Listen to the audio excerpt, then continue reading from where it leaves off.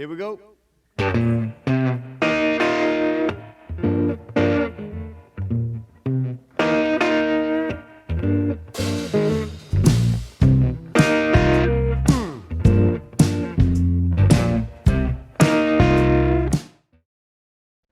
Welcome back to the Baltimore Orioles franchise on MLB the Show. I'm your host, longtime listener. Be sure to hit that like button, hit that subscribe button, and comment below. We've got off-season action coming at you in this one. And we're going to start by looking at the standings. In the American League East, we finished 10.5 back of the Yankees. And I'm showing you all of this before we get through the postseason, by the way. Anyway, finished 10.5 back. The Twins took the AL Central with the White Sox getting the first wild card, 4 games back of them. The Astros ran away with the West, and then we lost that 1-game playoff against the Angels. So we fell just short of the postseason there. In the National League, it's the Mets edging out the Nationals for the National League East. The Cubs take the Central with 105 wins. Pretty decent season for the Cardinals. And then the Dodgers, 115-47. Like, they are just ridiculous in this game. It's absurd. Padres finished well back. They won 94 games and finished 21 games back. Just ridiculous. They won the National League wild card 7 games better than the next closest. So that's it for standings. Let's take a look around the league at league leaders. Rendon gets, look at this. The Angels, top 3 in the batting title. In terms of doubles, nobody really cares. Jahmai Jones led the league in triples with 12. Trout led the league in homers, and it really wasn't even that close. There's Mancini down here tied for 6th with 36. So good year for him. Trout led the league in RBIs. So he was within 8 batting average points of a triple crown. And he led the league in runs. Jones did lead the league in stolen bases. Good for you, buddy. Trout led the league in walks, on base percentage, slugging, OPS. He is a monster. Justin Verlander got 18 wins despite having a destroyed elbow, so that's impressive. Let's see. Saves. Nick Anderson with 47. Who was the 20-game winner there? Garrett Cole. I wonder if he gets the Cy Young. Let's look at his stats. 2.86 ERA. Yeah, he probably gets the Cy Young, if I had to guess. Anyway, ERA is Urquidy at 2.57, and Garrett Cole right there. He's gonna get the Cy Young, almost for sure.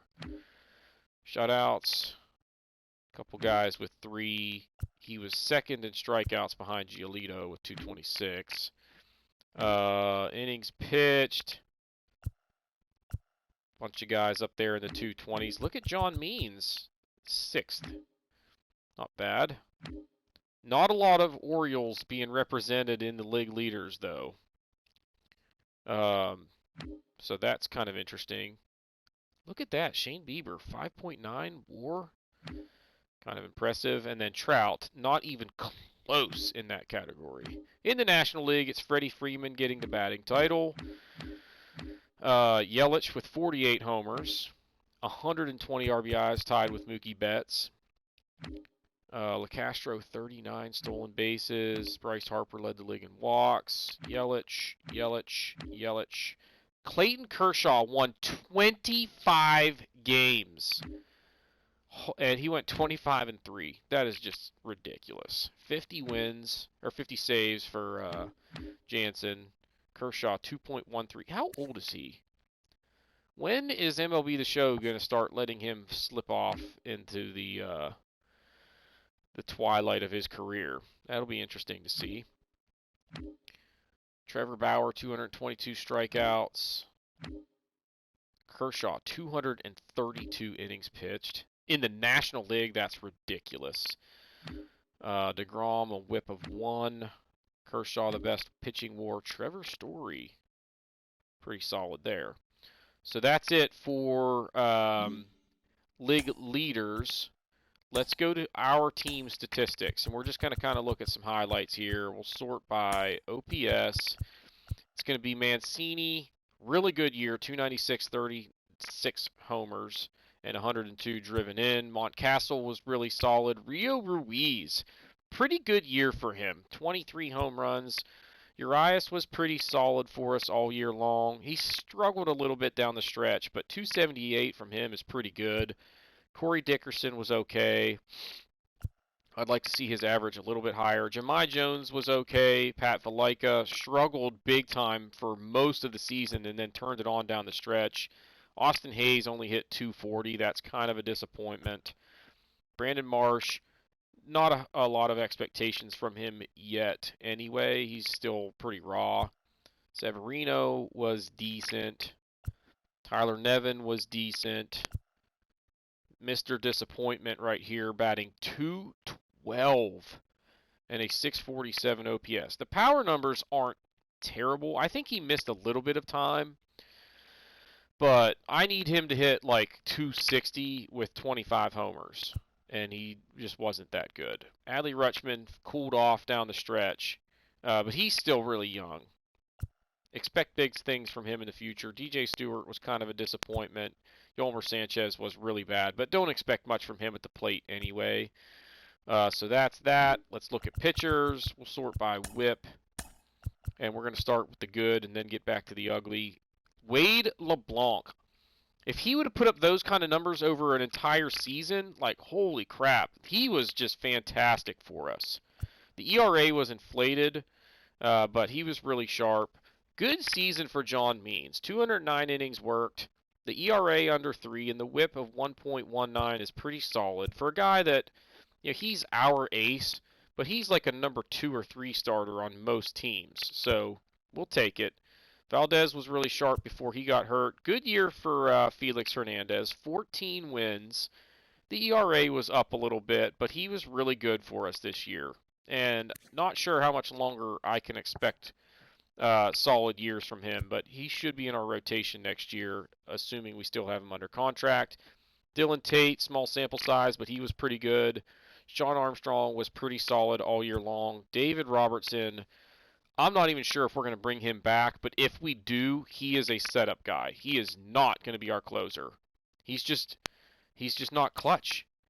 Like, I just don't understand it. He was either really good or really bad. There was nothing in between.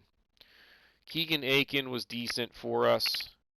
The whip was up, but he managed to keep the ERA respectable. Tanner Scott was never very good for us for an extended period of time. Kramer, all in all, you know, he's not a very good major league quality pitcher anyway, but he did a respectable job for us in long relief whenever we moved him into that role. Paul Fry was never very good this year. Ashton Godot, just a grind of a season for him. He only won 4 games, but again, he's young. He's not very good. Not a lot of upside on this guy. We got kind of what we expected out of him. Lakins, again, small sample size. And then Hunter Harvey, same thing here. Honestly, like those numbers, his whip is way up there, but he's, again, just a guy that was in there in mop-up role for the most part, doing long innings, and he doesn't have a ton of stamina, and did a, you know, admirable job considering how bad he truthfully is. So that's it for a look at the statistics, the standings, the league leaders. Let's jump into awards here. Obviously, MVP is Mike Trout. No question there who that was going to be. Garrett Cole did get the Cy Young. Rendon the batting title. Reliever of the year, Nick Anderson with 47 saves and a 1.9 ERA. Pretty solid. Rookie of the year, the Twins, Jordan Balazovic, who was really good for us in a couple of the seasons with our Tigers franchise last year. And he's a guy that's got some really good upside. Just 21 years old, already a 73 overall, and he's an A potential.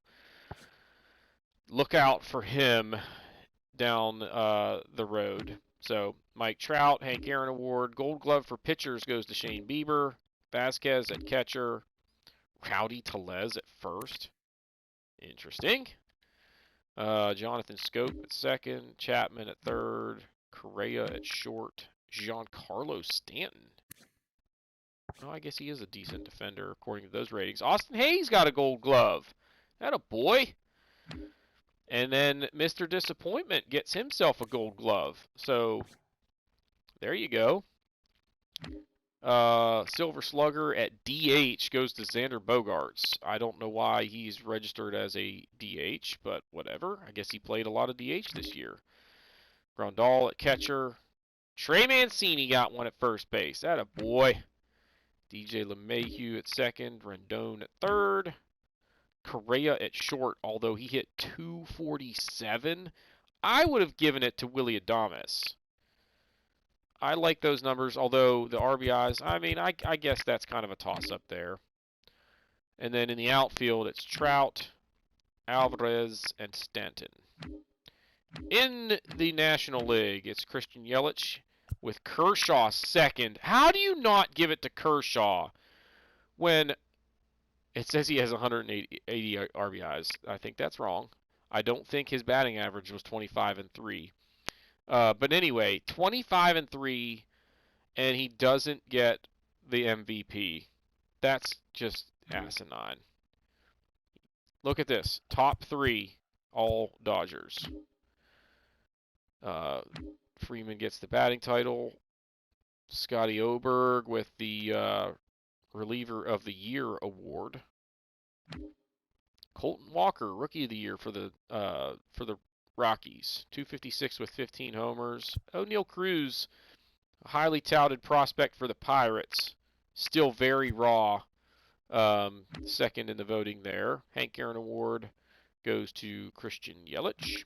Kyle Hendricks, Gold Glove. Travis d'Arnaud behind the dish. Freddie Freeman at first. He's got a handful of those. Why did both Freddie Freeman and Anthony Rizzo get a Gold Glove in 2019? That's kind of weird. You see that? Anyway, Adam Frazier at second base. Not a surprise. He's a very good defender. Nolan Arenado, he just owns that Gold Glove. Dansby Swanson at short. Gurriel in left. Acuna in center. And Mookie Betts in right. Not a huge surprise there. Silver Slugger goes to Lorenzen for pitchers. Will Smith for catchers. Pete Alonso at first. Albies at second. Pretty good year for him. Arenado at third. Corey Seager, a good year at shortstop, edging out Trevor Story. Christian Yelich, Mookie Betts, and Dominic Smith. Sorry, Bryce Harper. That's a pretty good year for him, though, honestly. 298, 38 homers. Pretty solid. All right, so that's it for the awards. Now, basically, what we're going to run into is I'm going to sim the postseason. I'm going to do all of my decisions in terms of acquisitions and re-signings and that sort of stuff, and then I'll give you the recap. Quick highlight here. The Dodgers knocked off the White Sox for the World Series title in the 2021 campaign because the MLB The Show loves the Dodgers. All right, big splash number 1. We signed Kris Bryant to a 3-year, $29 million deal. That's big because Rio Ruiz was a little bit of a liability, I feel like. He had a good year, but doesn't hit righties all that well. And I think with balance, the balance that Kris Bryant brings us, that's a huge improvement, bottom line, and some star power. So that's huge. Another big splash on the offensive side of the ball as we land Corey Seager, 27 years old. The guy absolutely crushes righties, hits lefties pretty well, and plays solid defense.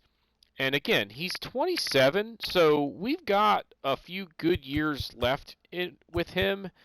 And he wasn't even like a crazy bad contract, I feel like. 4 years, that's through his 31-year-old season, and we're paying him less than $19 million a season, and he's, one of the best shortstops in the game, and we really needed some pop or somebody who could hit at that position, because we were basically rocking Yolmer Sanchez, and he was not a good option at the major league level. So a huge pickup there. This team is going to be competitive this year. There's one more guy that we're going for. We'll see if we get him, and we'll be back whenever we find out. And there it is. We got Roberto Osuna, the closer. He was a free agent going into last season. I think the Royals signed him, if I remember correctly. He ended up only pitching 21 and a third innings last season. But look at this roster now, guys. This is coming together. Our starting rotation is still a little bit of a question mark because we didn't really address it through free agency. There might be one guy still out there that if I can afford him, we'll try and get. But bottom line is the starting rotation, we've got some options, but some guys that have no major league experience are likely to be in the rotation next year. That could create some challenges. But what we now have is, wait for it, we have the ability to essentially, like, I could maybe throw him into the bullpen. He's 18 years old, a little bit raw or whatever, but Osuna is a shutdown closer. Feel really good about that.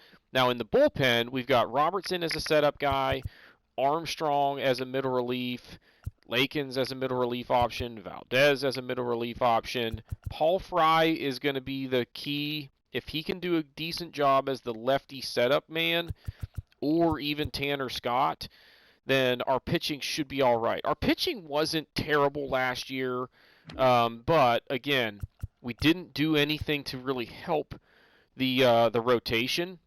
However, we've got Grayson Rodriguez, who is arguably ready for the majors, and then Milton Burns was that huge draft pick that we made that I think I could plug into the opening day rotation, and he might survive with a respectable season. But we've got a few different options here that could arguably step up and give us some innings at the major league level as well. So we have some options, but beyond John Means, it's a little bit dicey. I have to hope that Felix Hernandez is solid again. Keegan Aiken needs to be a little bit better than he was last year, but we've got some potential there. Now, at catcher, Severino and Rutschman are going to be the two guys that are going to get the work. I think I'm going to try and just let Rutschman be the everyday player and plug in Severino against lefties from time to time because he hits lefties pretty well. But I really want Rutschman to get a ton of reps this year. I need to add another catcher for depth. But not a huge deal, and I've got an offer out for somebody to address that. Now, at first base, we've got Mancini and Montcastle, who both had pretty good seasons last year. I've got Ken Grubb as a potential option I could add to the 40-man roster, and he hits pretty well, but we're good at first. And then Tyler Nevin filled in admirably when needed last year. Peter Welch coming up through the ranks should be a pretty good bat. Within a few years, he could be really good. At second base, we have this trio here of Urias, Jones, and Valaika. They're definitely going to be doing some platooning over there. Wilbus Santiago, still a ton of upside with this guy, but he's just not major league ready yet in terms of his bat. He's got no power, and it's to the point where it's an issue. At third base, Kris Bryant's going to play there every day. There's no question there. At shortstop, it's going to be Corey Seager every day.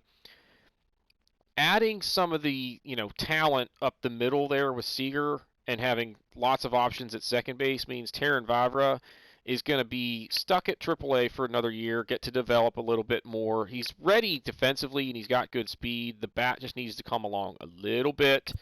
But we're in good shape there. Corey Dickerson will play left field. It'll be Hays and Marsh kind of mixing it up in center field. I don't like that neither of them hit lefties very well, so that could be a problem. And then Santander, Stewart, and then maybe Hopkins could come up because he hits lefties really well and can play center field and is not that bad defensively. He's got good speed.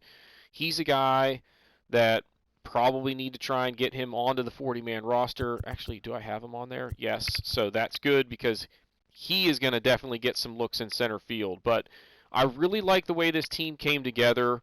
We addressed the big need that I said that we had was offense. We needed some bats, and we got Corey Seager and Kris Bryant. That definitely qualifies. Another weakness that we had last year was at the closing pitcher position. David Robertson just wasn't very good. Roberto Osuna should be really solid. Yeah, he was with Kansas City last year. Didn't pitch a ton. I don't know what that's about. Hopefully it wasn't an injury. But we will see. Durability is 82, so I don't think we have any issues there. And again, we locked him up for 4 years at a pretty good rate of $10.5 million per year. So a massive offseason for the Orioles. They are going all in here trying to contend, so we'll see how it shakes loose. And we are not done yet, boys. Noah Syndergaard was still sitting there in free agency. Everybody that made him offers was up around $20 million for 5 years, or actually maybe a little bit less than that dollar amount. But for 5 years, he didn't want a 5-year contract, which is fine with me because I can sign you for a shorter contract. Gave up $20 million a year, but we land a huge asset in the starting rotation. I mean, absolutely massive. We also signed another catcher in Brian Holiday, which puts us at 91 men on the complete roster, which I didn't think that they would allow. Maybe it's because some of them aren't actually under contract yet. But, oh my gosh, is that massive. Now we have a legitimate ace and a freaking stud in Noah Syndergaard. Obviously throws absolute smoke. So Thor is coming to Baltimore. Now, durability may be a little bit of an issue with him, but I think we're going to be very happy with this move. Now, we're going to have some salary cap issues in the near future, I would imagine, because we just freaking loaded up on these guys, and we're going to have some, middle-aged guys that are coming up where they're due for, arbitration and free agency and that sort of stuff. But we should contend next year 100%. With this roster, I think we are a legitimate contender in the American League East to not only win the division, but maybe be the best team in the American League. Now, that's a stretch. We need guys to perform, but the rotation looks a whole lot better with this guy at the top end of it. John Means is now the number 2. Then you've got 5 or 6 guys competing for the, the last couple spots, because Felix Hernandez is going to be the number 3 starter. Keegan Aiken is probably going to be the number 4 starter. We might start the year with Milton Burns in AAA just to let him get his feet wet, and then go with Grayson Rodriguez as the number 5 starter or something along those lines. We'll figure it out. But we've got a pretty good ball club now, boys. Still have some minor weaknesses, but we are not the donkey in this division anymore by any stretch of the imagination. I mean, look at the signings. Syndergaard, Seager, Osuna, and Kris Bryant is just absolutely outrageous for the Baltimore Orioles to land all of them in the offseason. So we are definitely buyers, and we will see if it pays off. Okay, and now we actually have some minor decisions to make in terms of our starting rotation. Obviously, our top 3 are pretty fixed. Noah Syndergaard was really good. John Means was outstanding in the spring. Felix Hernandez was okay. And then we tried to give a mixed amount of innings, or a fairly even amount of innings, to Burns, Rodriguez, Aiken, and DL Hall. Now, Burns was just kind of 155 whip and a 5.12 ERA. Rodriguez struggled at 1.89 whip and a 6.65 ERA. Keegan Aiken was even worse than both of them. And he only had 14 and 2/3 because he was doing so poorly that I decided to get Burns into his spot in the rotation, and Burns did okay. DL Hall was also not very good, and then Dean Kremer was really good, but I can't expect him to do that over the course of a season. He's just not good enough. Doesn't have very good command, so he's going to have stretches where he's really bad for quite some time. I think I might rock this rotation right here. Let these young guys take their thumps and kind of learn how to pitch at the major league level and see how it goes. Worst case scenario, we ship them back down to AAA for a little while to try and get their bearings, but that's, I think, the plan. Now, in the bullpen, Scott was good. Dylan Tate was really good. Valdez was really good. Armstrong was good. David Robertson was good. Paul Fry was lights out. And Osuna was really good. Now, these guys down here, I think Lakin's got some work. Wasn't doing very well, so I stuck Dylan Tate up there. And in 6 innings, he didn't give up any runs. So, anyway, that's how things went in terms of the pitching staff and kind of what my plan is. We went 16 and 11 over that stretch. Now, in terms of the lineups, Austin Hays, just like last year, average is down, lower than what we would like to see. But I don't really have a better option to lead off against righties. Brandon Marsh was disappointing. Corey Seager was very good. Kris Bryant was okay. Montcastle was good. Trey Mancini was pretty solid. Corey Dickerson was really good. Rutschman was okay. Jahmai Jones hitting 280. He might be the guy that I end up just sticking at the leadoff position, even though he's not got the same ratings as Hays against righties, just because he's performing. But we'll see. Mr. Disappointment was living up to his name. Terran Vavra, limited reps, but pretty solid numbers from him. Severino, 48 at bats, 229, no homers, not very good. Very little work for DJ Stewart, just 4 at bats. Pat Valaika, a little bit sluggish, but he's only playing against lefties, and he's going to continue to do that, so I'm not real worried. Limited reps for Tyler Nevin. Ramon Urias really struggled in 19 at bats, just 158, no homers, no RBI. Yusniel Diaz, not really an option that I plan on using. He's a depth guy. Cedric Mullins was really impressive, but I don't see us having a real use for him at the major league level, to be honest. Ryan McKenna, same thing. And then Clay Hopkins, we tried to get him some reps against lefties to see how he would do.